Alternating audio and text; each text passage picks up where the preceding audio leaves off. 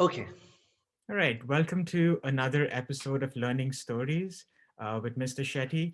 In this show, we profile individuals that have very interesting stories about how they acquired a set of skills and how they're using those skills to create positive change in the world. In the process, we hope to uncover a new understanding of learning as conceptualized, narrated, and imagined by the people we profile in this show. Today's guest is a very dear friend, Vikramjeet Sinha. I've known him for many years and I've always been fascinated by her work, but he is an arts based therapist, a professional in all regards, and he's also an arts based educator and a dramatist. He has a Bachelor of Arts in English Literature, a Master of Arts in Social Anthropology, and he's also an ABT practitioner from the World Center for Creative Learning. And he has over 20 years of work in the social development space, and he's worked with several organizations over the years. So this is just to give you a little bit of a background of Vikram. I mean, I've learned something new every time I've had a conversation with him, and in today's conversation, I just hope to understand a little bit about Vikram's perspective of the idea of learning. And I'm really excited for this. So, Vikram, thank you for your time again. And for, I know you are, traveling at this point for your work. And it's just exciting to get you on board. But to get started, Vikram, um, whenever I start this show, Vikram, I always want to understand the person based on who they were when they were at school. Because the first time we are introduced to learning is often when we're students at school. So I know that you grew up in Delhi and you went to a wonderful school in Delhi. So I want to know, what was Vikram like as a child and as a teenager? What were the books, the films, the experiences, and the people that had the most impact on you when you were in that phase in your life? Hmm. Right. Yeah. I didn't. Okay. Childhood is a very interesting topic for me, particularly because I work with children. And I think I borrow a lot from my experiences of what I have experienced as a child. So so basically there was I had a very profound influence by my mother till I was 12 years old. She was a teacher and I mean she was an educator, but she was really an educator and in the true sense, because of a passion for English literature and theater comes from her, and also her love for children and travels. So I got introduced to Shakespeare and to high classic literature very, very young. And because she didn't, I mean, I lost her when I was 12, actually 1 month before my 13th birthday. So the first 12 years of my life with her was very special because that's where I learned a lot of what I did later on in years.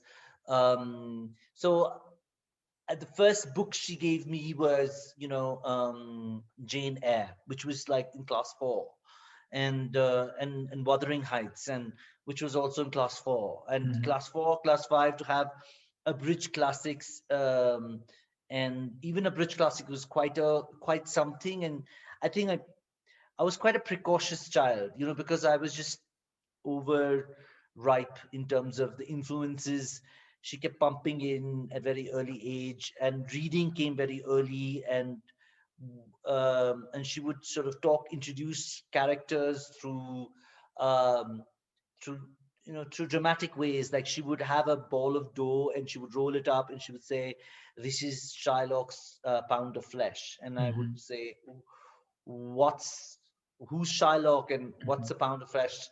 And then the story would begin, or then the lights would go off and she would have a candle and she would rub her hands and she would say, fire damn spot. And I would wonder what that is. And she would say, that's a character from she's Lady Macbeth. And Wow. and then, so Shakespeare at a very, very early age, she started sort of bringing and dramatizing them and started teaching them orally.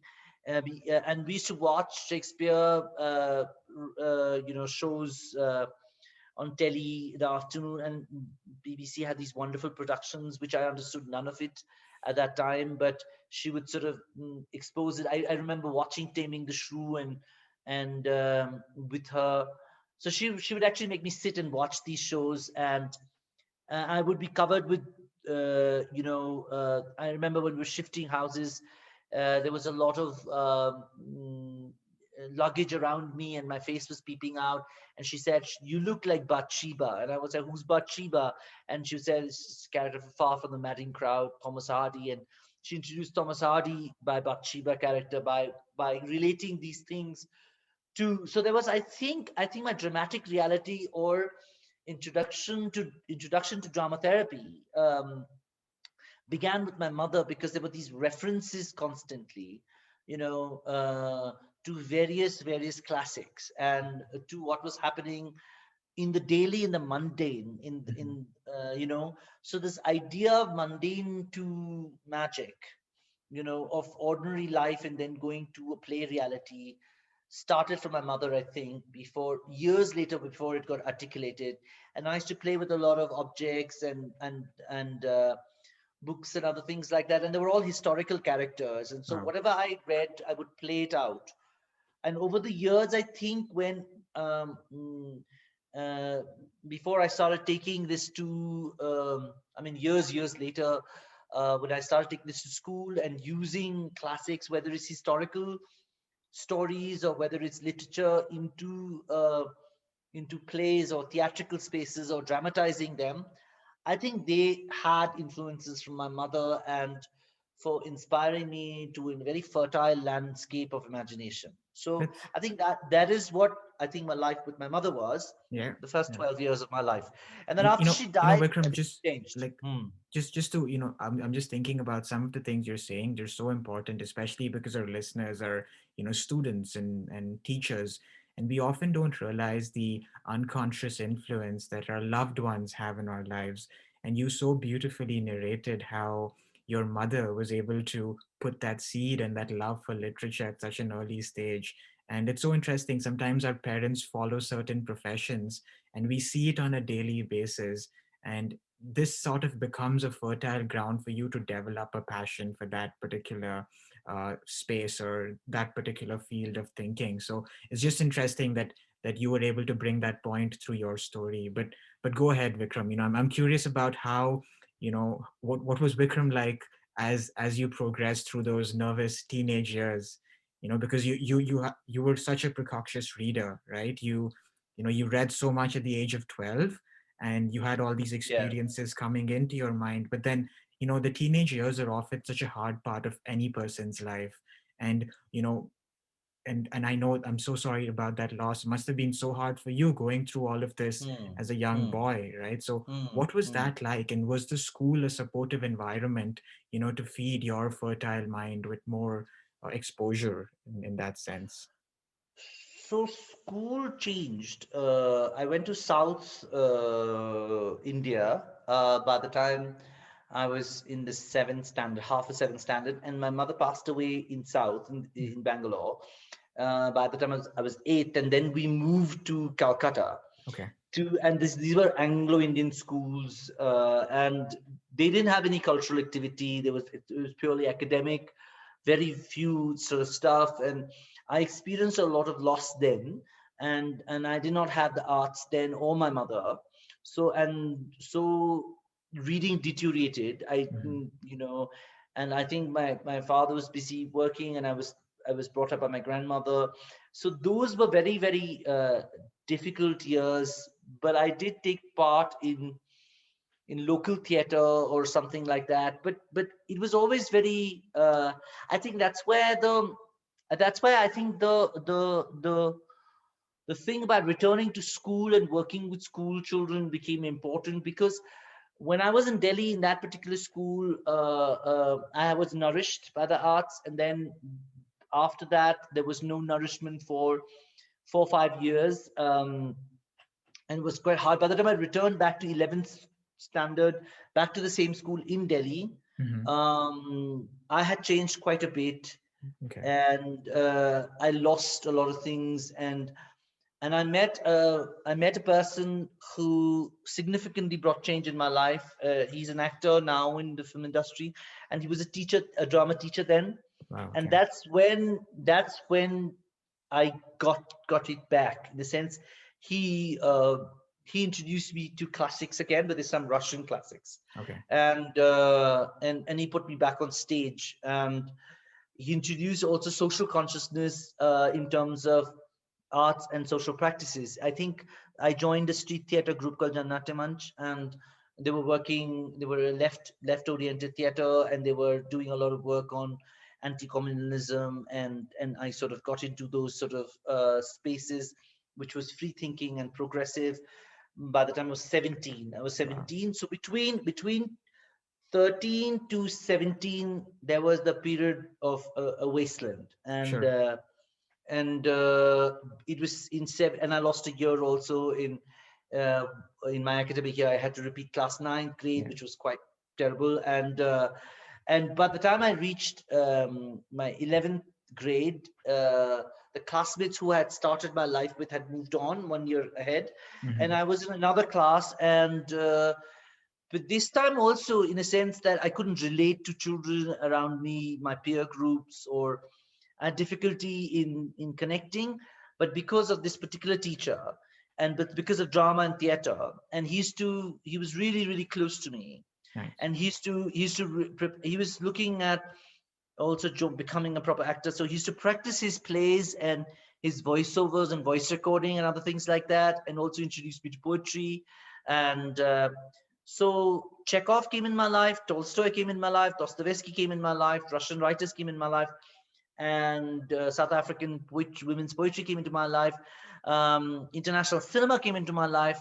Vittorio De Sica, Nouveau Realistic cinema. So started watching. I watched the entire brigade of new realistic Italian cinema by the time I was 18 because Wow. of Yeah. him. There was a festival used to come at Shakuntalam with rupees 2, and I used to watch all the festivals, and I got to know a lot of the classics, Nice. and also method acting. He used to talk a lot about it. So a lot of information came in, and I wanted to be a filmmaker then at that Wow. particular time. I thought I this is what I would like to do. Um, but then we went to move Bombay. My father moved to Bombay, and in those 3 years of graduation, I started directing plays. I got into English literature. I went back to classics again, Sure. Victorian classics and poetry, and I had wonderful professors. And I started getting into puppetry and television, also something called Jangli Tufan Taya Pancha, and also started hobnobbing around the Pritsit stage, Pritsit theater sort of thing, So Wait, a lot of Vikram, I just want to, pause because I feel like that is such an interesting transition point in your life in terms of how you moved from, having that all that exposure from your mother at a very young age, and also this mentor, late in high school.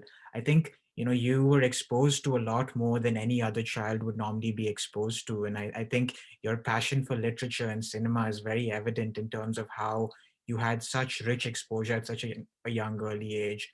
And I yeah, think Bombay is I mean, I have a special relationship with Bombay personally as well. And I feel like, Vikram, it's not just about I- every time you say something, I think about an association in my own life, because I spent like 4 or 5 years in Bombay in my university years, like maybe 10 or 15 years ahead. But I feel like Bombay is such an interesting city because it gives you so many opportunities to meet other people that are doing interesting things too. And they're often not very traditional paths. You see people that go down traditional paths, but you also see people that go down very alternate paths. And it's interesting to see how both of these coexist in the same space. And I know you decided to study English literature, but sometimes a lot of the learning that you do with literature is not often in the classroom space. And you mentioned Prithvi Theatre, and I loved visiting that space in Bombay as well. So I'm just thinking about when you moved to Bombay and you were a university student there, not just in Bombay, but also in Delhi, can you help us understand how these cities became landscapes for your imagination in terms of the people you met and some experiences that you had that really shaped your thinking that this was the path I wanted to take? Like, how did you move from being a filmmaker to an arts-based educator in this 5 to 6 year period? I mean, my aspirations to be a filmmaker. I was never a filmmaker, Yeah. but yeah, Yes.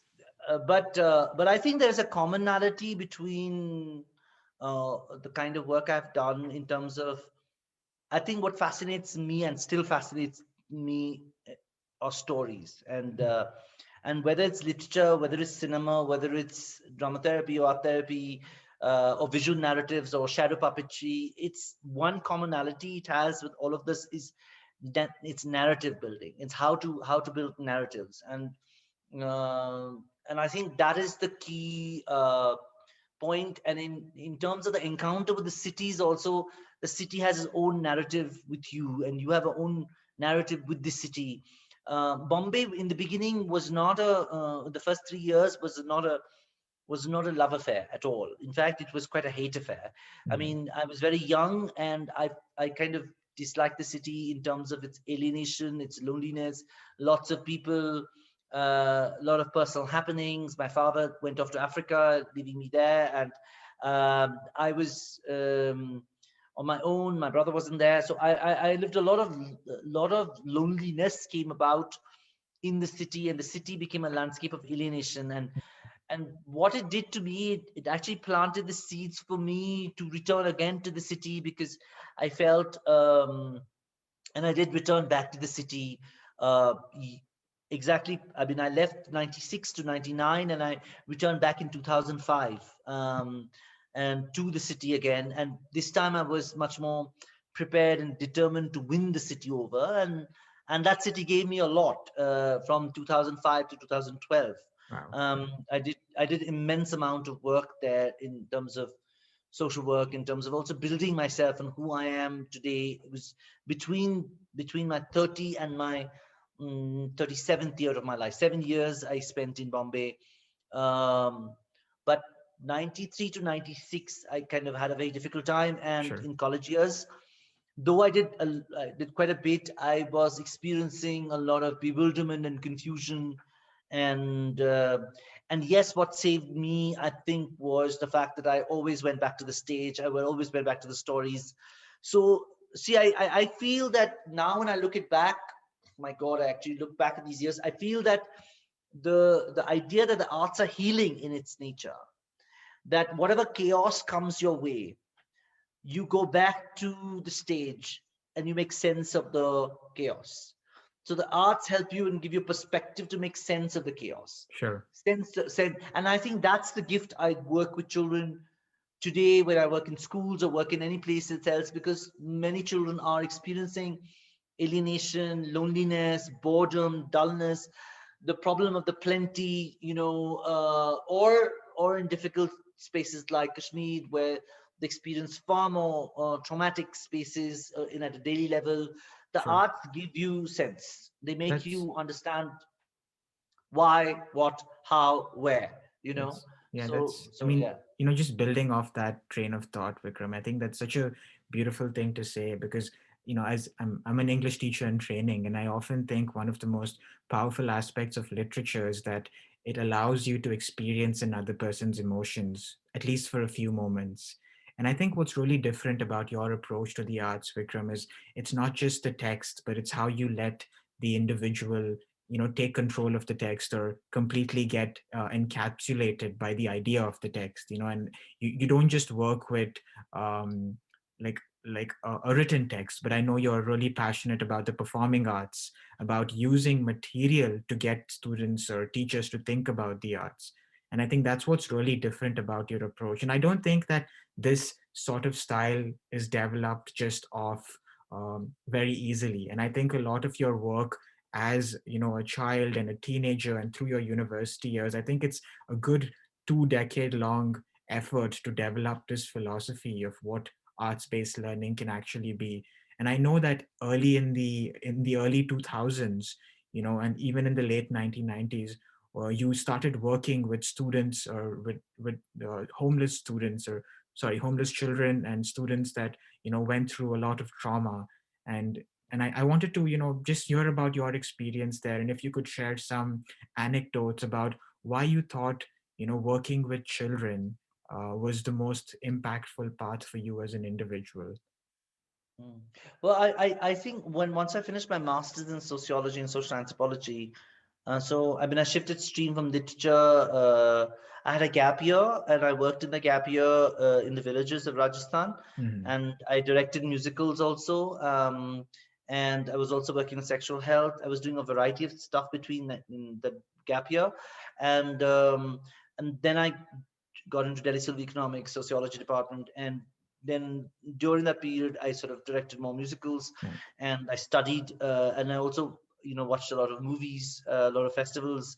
Um, what I developed within me was this this feeling that I didn't want to do certain things which my family was asking me to do, which was Mhm. I didn't want to get into civil service. I didn't want to go into hotel management. I didn't want to be a public relation officer. I didn't want to go into advertisement. Mhm. So I knew what I didn't want to do. Cinema filmmaking seemed quite a distinct, daunting task, and I didn't know how to sort of organize my mind about it. But I understood theater, and that's Mhm. what I could get. And I because I directed plays, and I went back to the practice of actually working with young people or with people or whatever it is in generally theater. So I thought I'll go to Calcutta again Mhm. and try. A friend suggested, and I thought I'll do group theater there.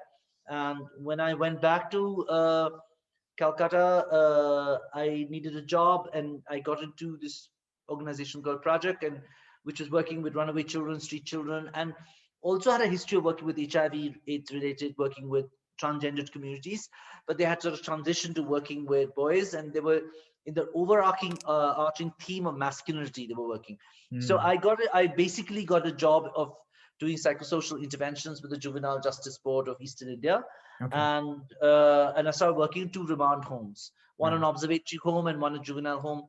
One a longer space where children were staying for longer periods, and another one was an observatory home, but the children still lived for very long periods. And this really changed my life. I think this is where I think Vikram became uh, moved from being an artist or an aspiring artist to an arts-based therapist or a drama therapist or working with children with difficulties. I think I got into, now I can say it's arts and social practice, um, because it wasn't therapy in the way the Western world understands therapy, because there were so many children. It was far more social than Mhm. individual, and was hardly any few groups. Like even a group therapy would actually involve about 5 children. But here Mhm. I was dealing with 15, 20, 30 sometimes, and hungry, needy, violated, depressed, full of attention deficit, and I started using whatever exercises I knew from books, from manuals. In 99, as many arts-based therapists are there in now in the country, in 99 there were hardly any, Mhm. and it was very challenging, very difficult times, and professionally, I was very young also. I was just 24, and now it seems very young. At that time, it seemed I felt quite old, but at that time, I now think it had to be like very young, and that I was pretty young then, and I think I sort of went into these very hardcore dark spaces, which I call Dickensian hellholes, and work with children who were really, really ravaged by a lot of very, very um, hellish situations. So Sure.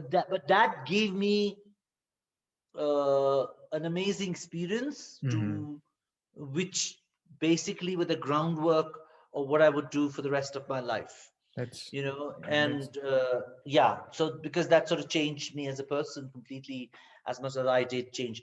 So the juvenile home, the state-run observation home, were very difficult spaces, uh, and I could see literally, because I stayed 2 years there in the organization, and about 8 hours, Mhm. so six hours for 6 days a week almost, and 2 hours of travel up and down. It was very, very tiring, tedious, and difficult. But we could see, and Save the Children was sort of supporting us. Save the Children UK was supporting us with this manual, and we could see the shift the children experienced from biting each other and hitting each other to very peaceful spaces, Wow. and Wow. and that made me very convinced that what I was stumbling upon was the real purpose of life rather than doing group plays or theater. So Yeah. I had gone to Calcutta to do theater, Yeah. but I moved into therapeutic spaces and became an art space healer of some sorts Yeah. because the children asked me in a Yeah. sense to be so, That's and I could see the shift. Yeah. that's really fascinating, Vikram, because firstly I want to commend you for your bravery in terms of being so young, in your early 20s. It's often hard to make such decisions about your career, especially when everyone in your social circle is going down a very traditional path. But for you to stand by your conviction that this is something, and the skills that you acquired, Vikram, again, they're not things that you can just pick up off the street by reading books, right? You spent about 5 to 6 years really developing your craft as a theater practitioner, but also as an art space educator. And I felt like in that moment, you sort of saw an alignment where your skills were actually able to add so much value to these children, to these kids' lives. And I think that's such a beautiful moment in anyone's life, when they realize that there's an alignment between who they are or who they've become over the years, and a space that really wants them to use that personality to contribute. And Hmm. just for our listeners to know, I've seen Vikram working with students, and I think what he does with them is like magic, because it's not easy to make teenagers or young children express themselves vulnerably, right? But when you are with them, I think you are able to do that. And I'm curious, not just with your work with the children at Project and with IFSA, like I know you started working with school children, high school children in schools in Delhi and Bombay.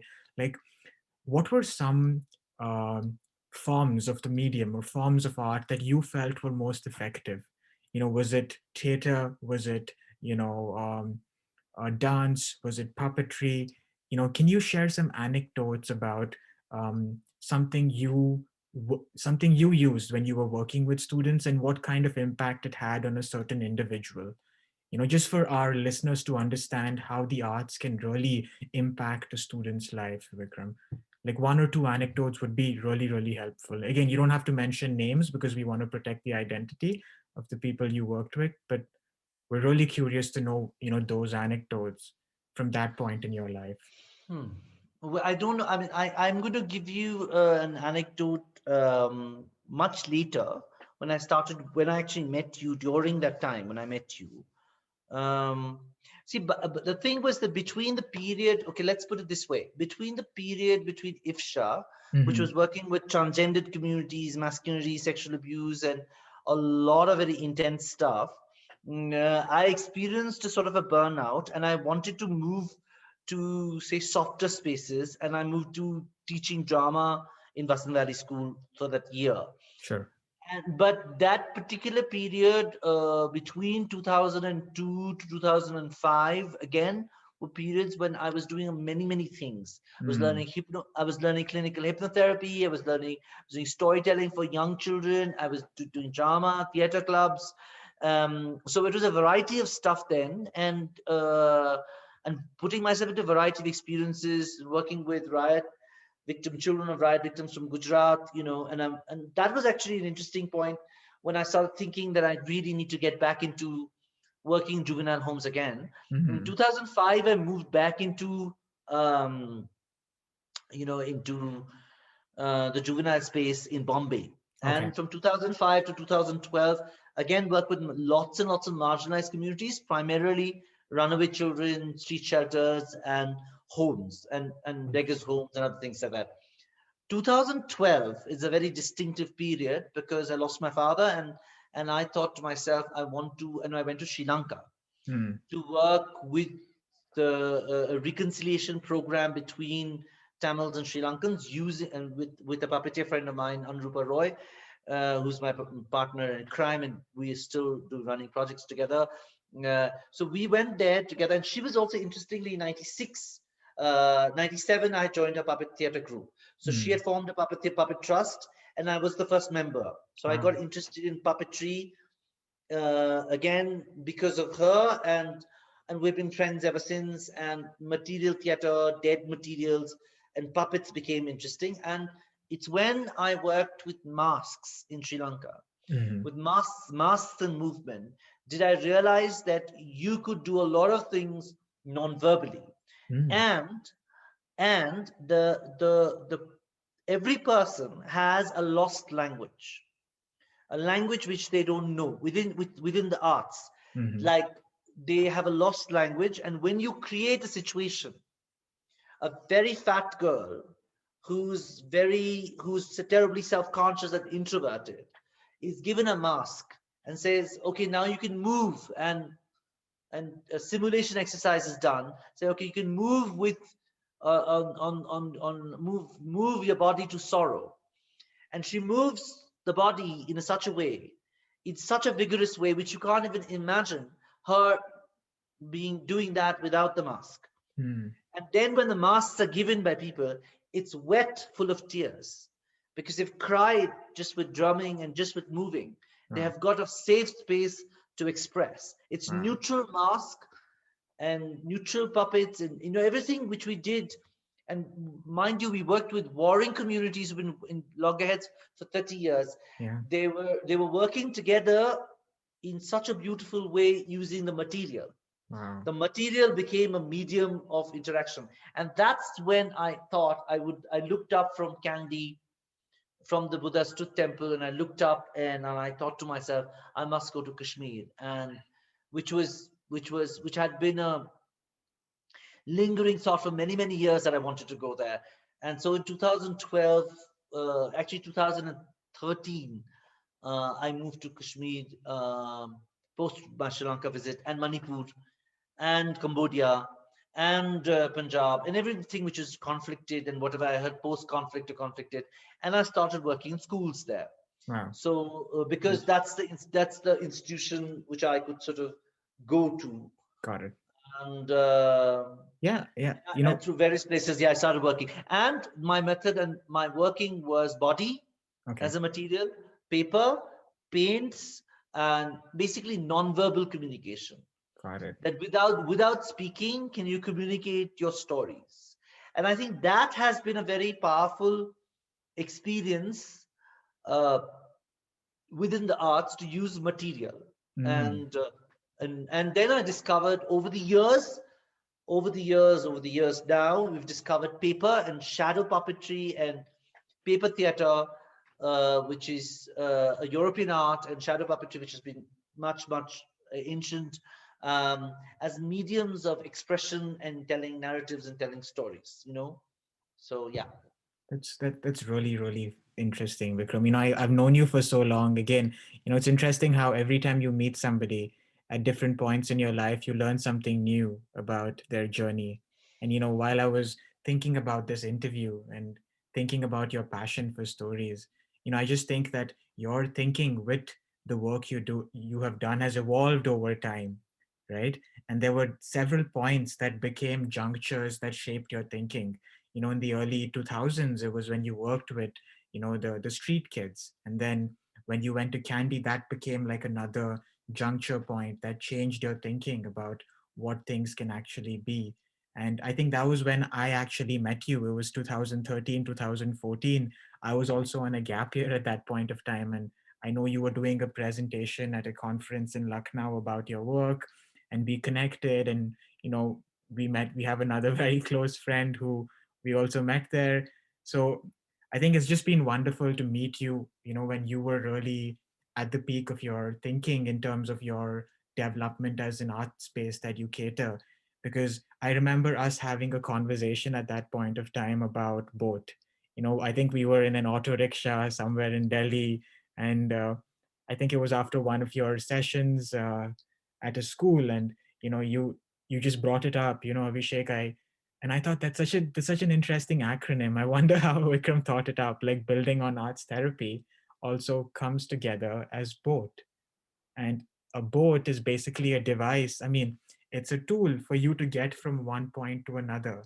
But if you think about how plot structures work in literature, often the characters go through an experience, and maybe they come back to the same point or they go to a new point, but the Mm, journey changes them.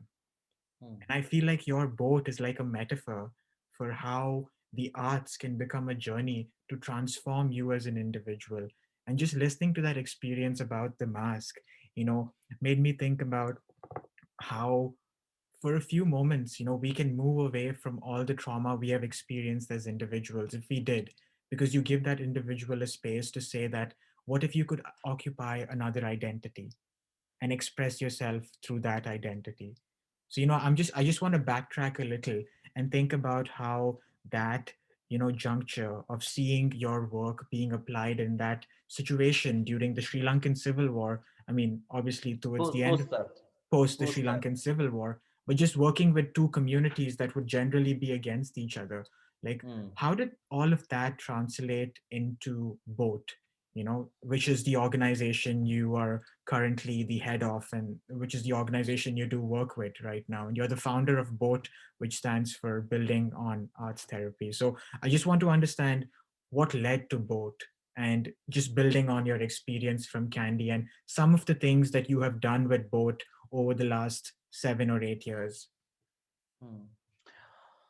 Um, I don't know why. I mean, it's not much of an organization because there's only one person here, and I think it lacks a institutional structure. But what it does, it gives me an identity Mm-hmm. in terms of, mm, but just by calling it something, what it does, it gives me the idea or the intent that the work is just not me, Sure. but it can go beyond me. And I think um, it's kind of a basic basis in a sense. So I Mm-hmm. never went into institution building, Mm-hmm.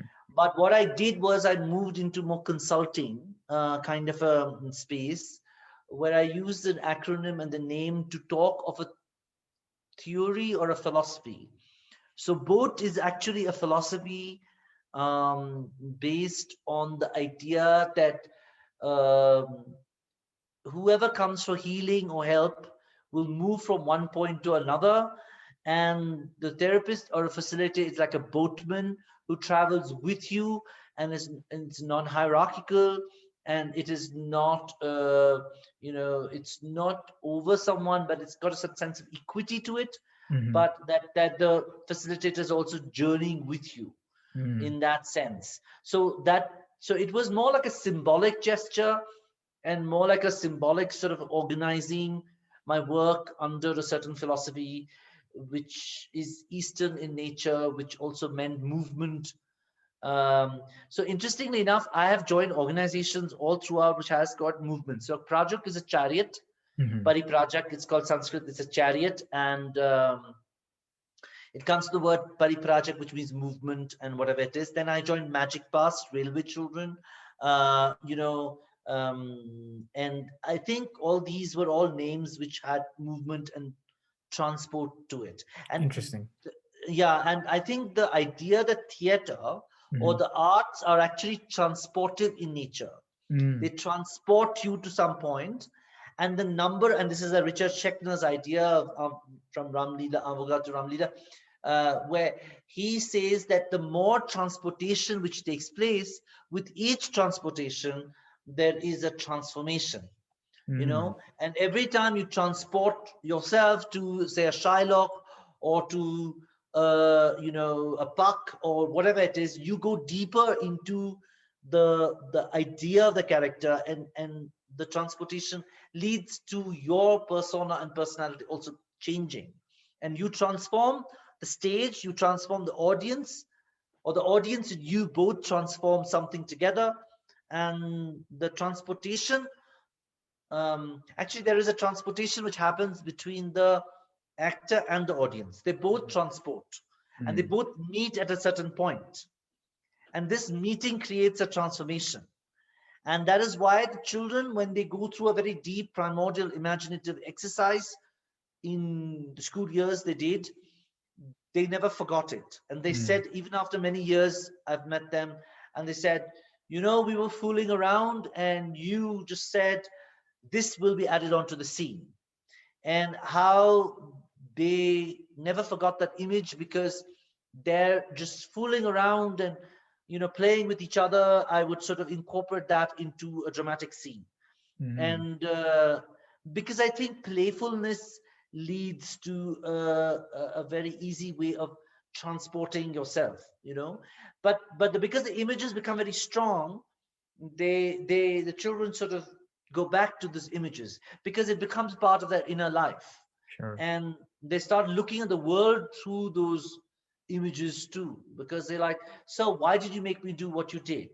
So okay, Mm-hmm. there's one incident I want to tell you, which is a very profound effect on the boy or whatever it is. So there was one boy in the classroom who was quite feminine, and was used to ask, was in seventh standard, and was interested in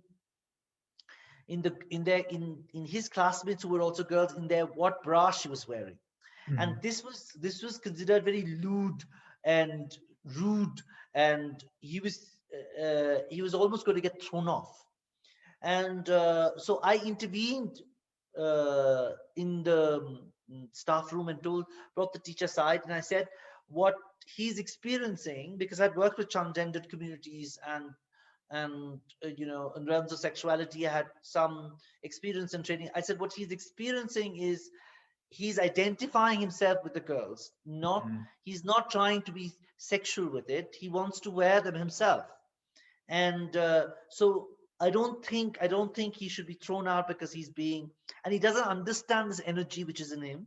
Mm-hmm. So can I work with him in theater and bring that out at some level? And because he has a lot of restlessness and he doesn't know what's going on, so let me intervene let me sort of do this for him, and meanwhile just don't throw him out. So she Mm-hmm. spoke to the principal, and he wasn't thrown out, and he was and his parents were also going through something quite disturbing. So, and what I did when I was working with this novel called Boy with the Striped Pajamas, Mm-hmm. and I needed a visual of time, and of time ticking, and death as time, Mm-hmm. and also as age. Mm-hmm. So I asked him to walk with a clock, and with Requiem for a Dream music, Mm-hmm. which was quite terrifying and very haunting. I think it's Zimmerman. And he was sort of walking with the clock, and he had to look at it, and he had to shudder, and he had to walk in a very particular way, alone on stage, Mm-hmm. and bring out his fear. Mm-hmm. Essentially, I knew he was fear stricken because a lot of things was going on with him, which he didn't understand why. So Mm-hmm. when he did that, he had a very safe space to fully experience fear and the Mm-hmm. clock. Mm-hmm. Many years later, uh, he became a cross-dresser, and he's now sort of quite out there and out and proud, and people have accepted him and everything else. Uh, when we had a long conversation later on, which is now when he's 18 years old now, or 17, 18, and he said, I asked him, why do you think I gave you the clock? And he said, sir, I'm petrified of aging, and I feel the clock was the that I will lose my youth, and the clock is a symbol of me losing my youth. Mm-hmm. And so it's very interesting what he understood of it, Wow. Okay. and and and then how it also helped him to look at performance and other things like that. But what it did for him was that it made him realize that he's a performer. And I said, look, you don't need to perform off stage, you need to just continue performing on stage. Mm-hmm. Your whatever cross-dressing, whatever you want to do, is if it's on stage, then you have a proper channel to it. And he's now taken up, I think he's taken up classical dance, you Wow. know because I told him that it's better that you sort of focus your body and move your eros into something more focused. Mm-hmm. Anyways, he has we have an ongoing dialogue, and many of these students who were touched by the theater images or whatever, I have an ongoing dialogue with them. And I think what's more important, Abhishek, is the plays and theater created channels for dialogues with something which they wouldn't do otherwise with other teachers. So I became more than just a teacher. I became an elder. Wow. Okay. You know, in a Yeah. tribe, in a community, became an elder who would accept them as they are and would sort of usher them towards their own potential. Wow. You know, and the arts then become a vehicle or becomes a boat. The arts becomes the boat in which you travel Wow. with. You That's know, Yeah, that's a beautiful story, Vikram. I could just, I wish more teachers, listen to that, and it, as you were narrating that story, I thought about the idea of identity, right? Each one of us has several layers of identity, whether it's our gender orientation, our sexual orientation, and these are often not the same, and this is not very easy for all of us to understand. But then it's also our, socioeconomic status in life, our um, there are so many layers to an individual's identity, your nationality, your educational, professional um, associations. But often we don't realize how all these layers of identity intersect with each other to create our personality. And often, when we have conversations in educational settings, we think we place certain identities on a pedestal, right? We place, being heterosexual on a pedestal in comparison to being queer. And for students that are queer, they start thinking, does that mean I am inferior to someone that has that identity? Again, and these are conversations we constantly, need to have in our classroom. I mean, it's unfortunate that the student wasn't able to get a safe space in the school to express themselves in a safe way, right? And the student was very lucky, that you were available to allow them to express themselves. he didn't know that I did that only much later. Now, perhaps in during the lockdown, we had a conversation, and then that's when I told him that this was going to happen to you, and this is when I made the intervention. But I never told him, and he wasn't told either. But the teacher always remembered it, and so Yeah, whenever the teacher had a problem with any child, yeah.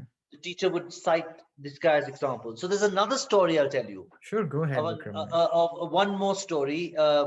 So there was a class which I was given, which had about 5 or 6 children from broken families, and Mm-hmm. there was one particular child who was, and I gave all the 5 of them or 6 of them, and we were doing Huckleberry Finn Okay, as a play. okay. No, yeah, Huckleberry Finn, I think, yes. And I gave all 5 of them main leads, and then there was one particular one I gave a main lead who had a history of fainting, Mm-hmm. and who's also from a broken family, a single family. And I actually asked who all are, from broken families, and the teacher told me, and I said, let me work with this, and I'll give them all of the main lead. And this particular guy got the main lead of the author, Mm-hmm. Mark Twain, and we were doing in the author's mind, and we were going into the author's mind, and all the children came up to the teacher and said, "He's got the main lead. He's going to faint on stage, ma'am." And the teacher came up to me and told me that that's what the kids are saying. And I knew, of course, what the kids wanted. Mm-hmm. Many of them would want his role, because he's getting the main spotlight. It's theater at the end of the day. You get space to be noticed. So Mm-hmm. I told the teacher very confidently, he's not going to faint. Mm-hmm. And uh, and in my mind, I almost knew he's never going to faint Mm-hmm. because he just needs that space to. And he had a habit of slouching, Mm-hmm. so I told him, "You're an author. You can't slouch. You're Mm. a very world famous author. You have to sit straight." So he sat straight. And his mother later on told me that he never slouched again, Wow. you know, uh, and uh, and he, of course, never fainted. Wow. And, uh, and he stopped fainting after that. Mm-hmm. So again, that teacher had that success story to always talk about how I worked.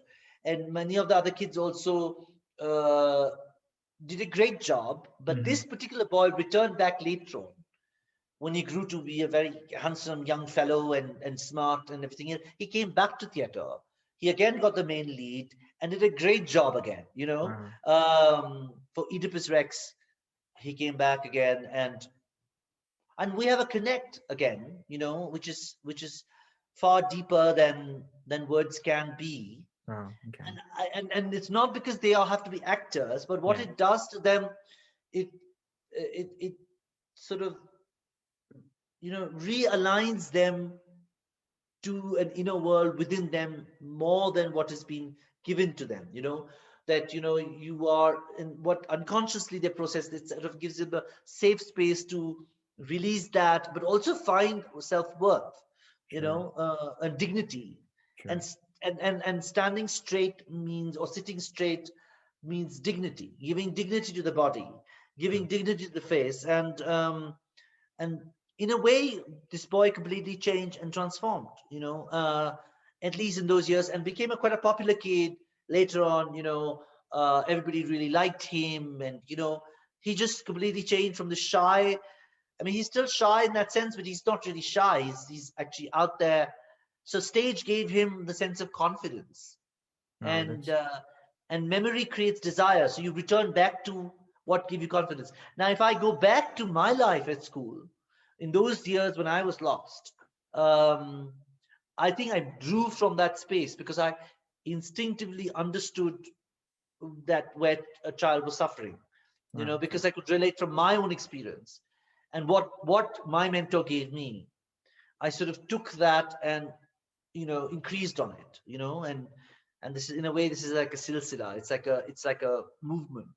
That's And uh, and maybe when one of these kids who will one day become teachers themselves. yeah. I already know a couple of them who are joining theater, are going abroad and doing theater and getting into filmmaking. Wow. At least I know five or six of them, actually more, who've got into the arts because of this experience they've had.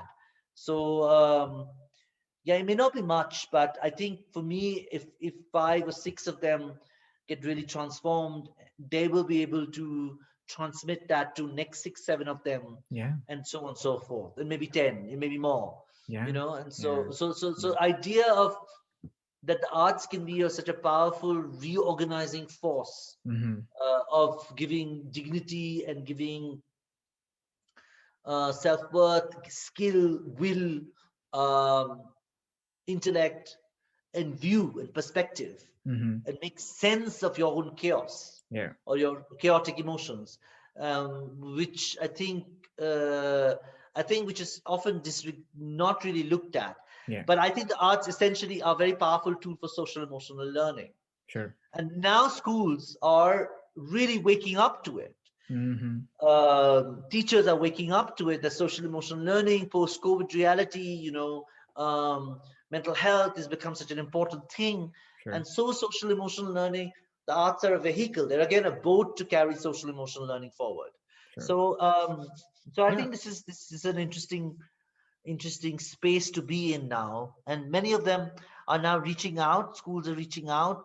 Uh, to look at how the arts can be continued in some ways or other.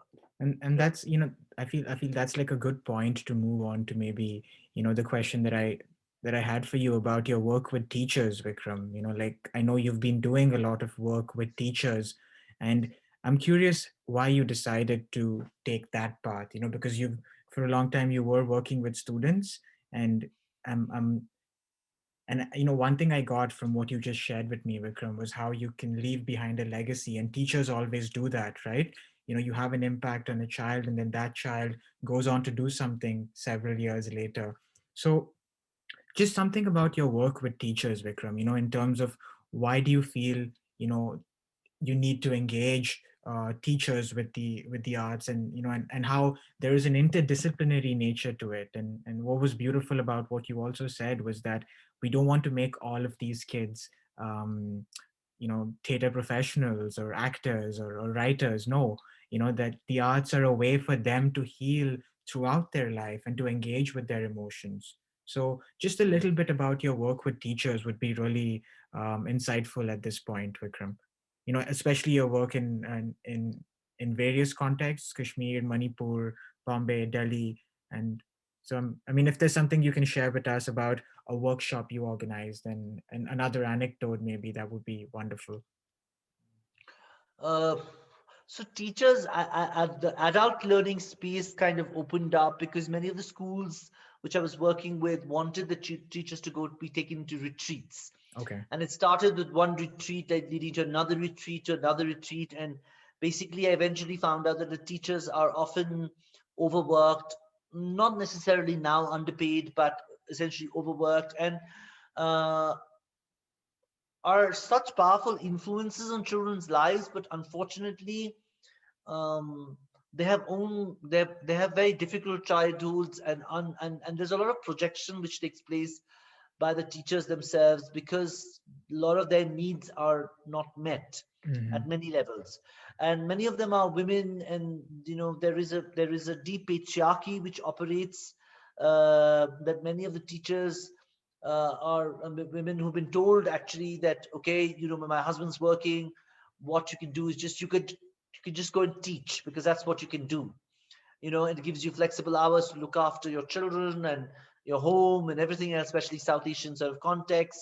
uh, so many of them become teachers without really wanting to be teachers, and they don't Mm-hmm. know what teaching really is, in that sense that it is like, it's not being like parents, but it is also another profession, another space, another role, which is highly misunderstood, because of the kind of responsibility a teacher can have, and often doesn't know the extent a teacher's word can influence or disconnect a student forever. Mm-hmm. So I'm not saying that all the students who I worked with all were interested in the arts eventually. Uh, Many of them who were drawn towards it had wounds and were not getting that wounds addressed. Those who didn't have those wounds uh, sort of wouldn't get attracted towards the work. But and similarly with the teachers who were really interested in transforming themselves were the ones who had wounds themselves. And this this particular kind of system of caring allowed the teachers to look at their own selves. And I feel that the self work, essentially, which I started with the teachers to look at the self, was very much part of the school. I was the school's culture, so which at that and at this particular time still is, and therefore sort of encouraged my kind of methods, and I Wonderful. got a full freedom to do that. And wherever I went, in that sense, mm, when the institution has been culturally supportive, Mm-hmm. the institutional culture is supportive of self work, the work has flourished with the teachers. Sure. But when it is half-hearted, or when the teachers don't want to work on themselves, or when they feel like it's another extra thing, then it doesn't work out. But I feel now, again, post-COVID reality has brought this idea that who is this self,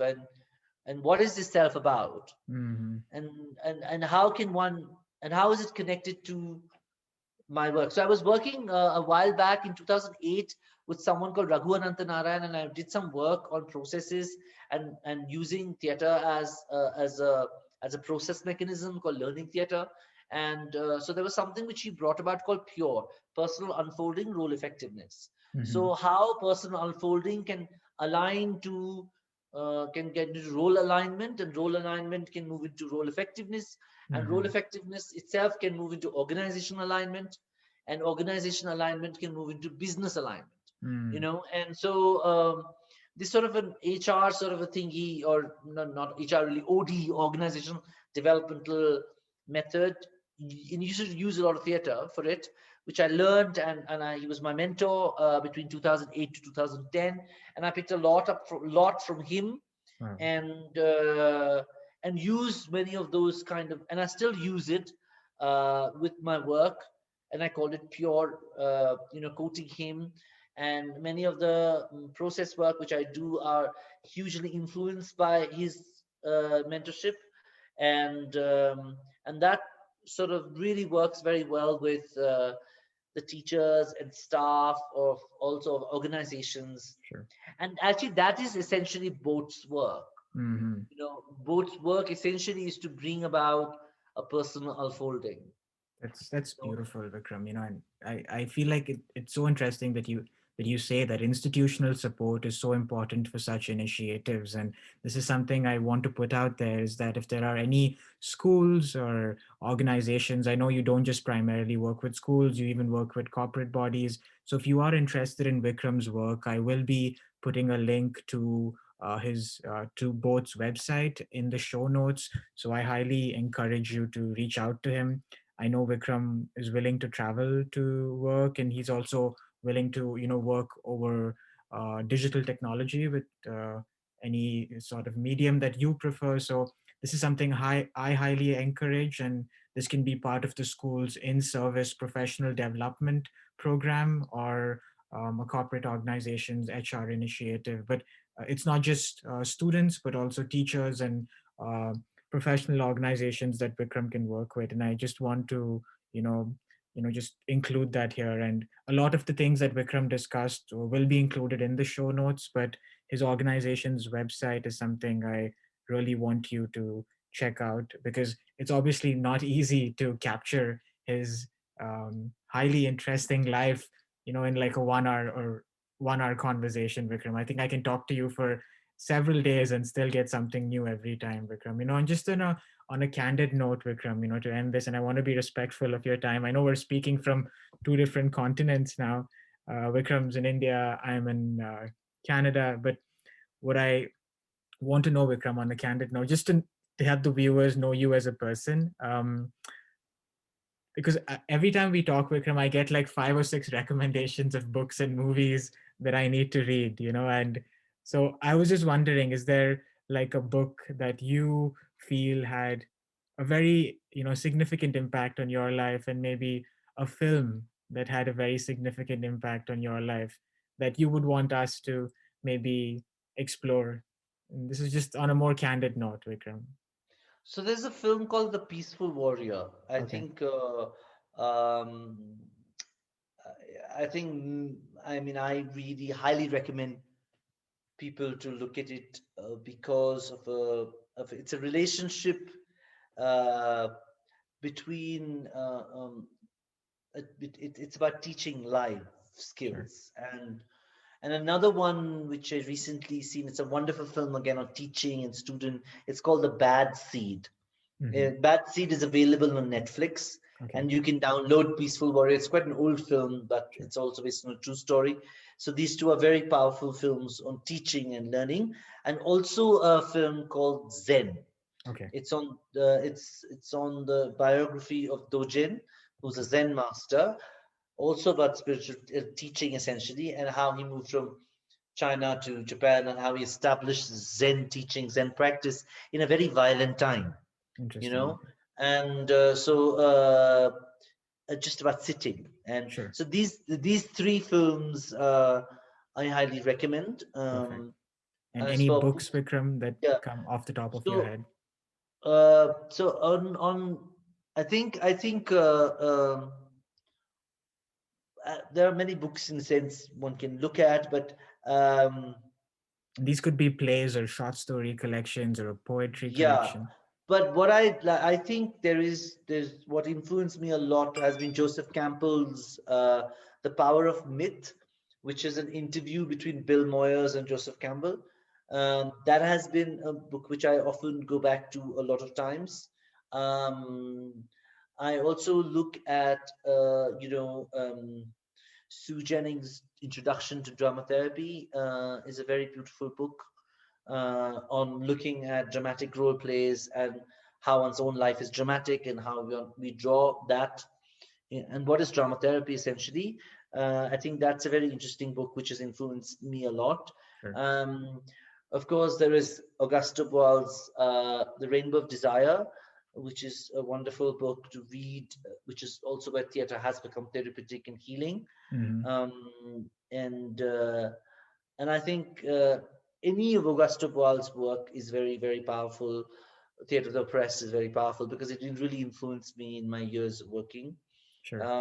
I feel these are the kind of resources one can sort of look at, and yeah, and I feel that if you are interested in the arts as a tool for healing or any of those things, then it will be great to also look at, um, just I mean, there is visual arts, there is also performance art, and there is also musical arts and other things like that. But I also feel that if you're looking at visual arts, then Goethe's Theory of Colors is also a wonderful book to read in terms of just what he understood, the philosophy of colors, at Hmm. least, and yeah, and I think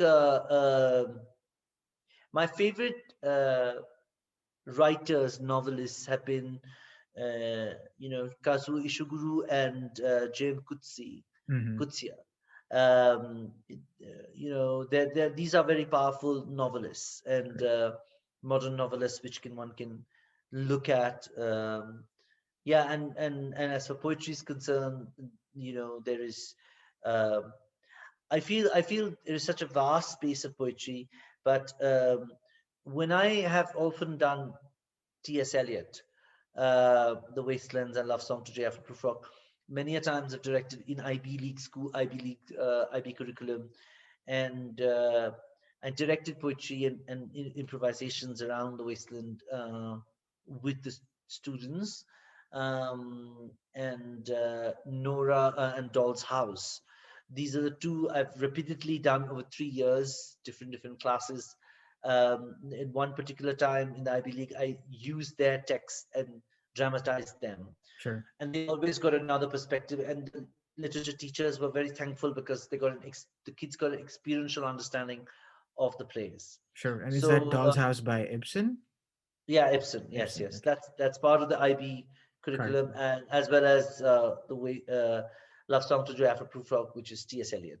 Sure. So I think these are the two also writer, playwright, and poet who I am very influenced by, and I sort of, at least T.S. Eliot influences a lot of the modern landscape, particularly, and how does can one symbolically use poetry and also use improvisation, real stories, and connect it to poetry. So Sure. yeah. Thanks. Thanks, Vikram. I mean, that's such an extensive list. And I think teachers, that's a good starting point for teachers that, want to bring some of these ideas into their classroom. I think I will include all these recommendations by Vikram in the show notes. And I wanted to, again, thank Vikram for his time for this interview. Again, I can talk to Vikram for hours and hours, and I hope I get another chance to do that. But there's a quote on your wonderful website that I thought I'd end the show with, and it really encapsulates a lot of Vikram's thinking, and so when we think we are lost, we're actually on the way to finding. So on that note, Vikram, thank you so much for your time, and thank you so much for all the work. You're most welcome. I really enjoyed talking about all of this. It just made me very nostalgic, and it always gives me, whenever I talk about my work, it always gives you a reassessment of memory, and to also know it's been such a long journey, and probably more journey to be made. But yeah, for now, it's a good pause to suddenly assess. Sure. So thank you, Abhishek, for Thanks, this Vikram. opportunity. Yeah.